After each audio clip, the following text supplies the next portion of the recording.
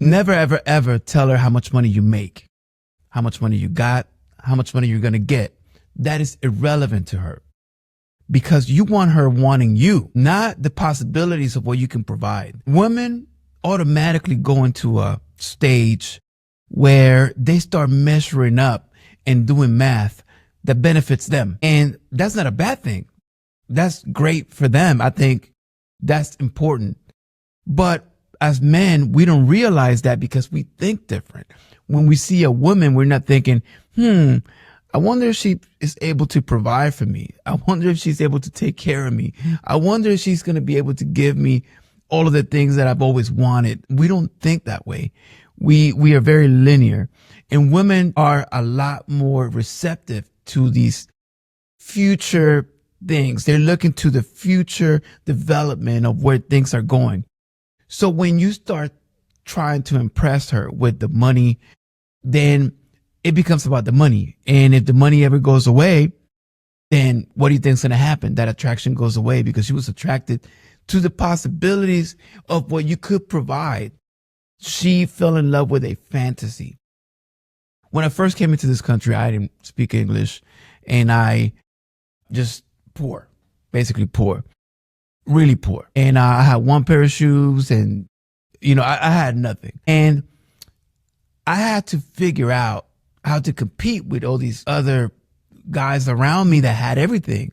Apparently, they had the clothes, they had everything that you needed, I felt, to attract a woman, until I realized that I started attracting women without speaking the language, without having anything, just with my personality.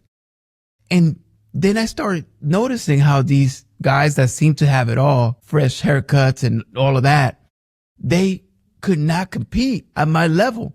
And I don't know if it's because I had to struggle so much that I was forced to become better, or if the fact that I didn't have the distractions or the excuse of external factors such as clothes or shoes made me have to really pinpoint my strengths and really focus on them. Now, fast forward to now, looking back, that prepared me to understand what I understand now, which is if you don't get her to be attracted to you, which is you, just you, yourself, your mind, your worth, your personal essence, if that's not enough, all of the money and clothes in the world are just going to be temporary. Because you may attract her attention. You may get that for a little bit. But what's going to happen once those things change and once Father Time takes over and you may lose things and if things change, then that attraction is going to change. But when they fall in love with that essence, your essence, when they fall in love with that, then that's always going to remain because you as a person, you're going to continue being you, hopefully a better you, and you're going to evolve even more, meaning that the attraction is going to get stronger. And see, I'm not saying don't impress with what you got. I mean, wear clean clothes, do all that. For example, I don't buy anything with logos. I don't buy expensive shoes. I never drive new cars. I don't do anything that requires me spending money on something that loses value. But what I do spend a lot of money on are experiences. I will spend money on a plane ticket. I will spend money on food, good quality food. And I don't care if I'm with someone or not. If I'm by myself, I'm still going to eat great. I'm still going to enjoy food and wine and high quality things because those are the experiences that I think are worth it to me. These are the experiences that I feel are going to go with me to my grave. I also spend money on cologne because to me, that's my treat. And I love smelling good. Plus, I love the fact that you may not remember last night, but you're going to remember the way I smell forever. And good cologne does that. And it leaves an imprint. Let me tell you a secret that's not so secret. Money is not personality.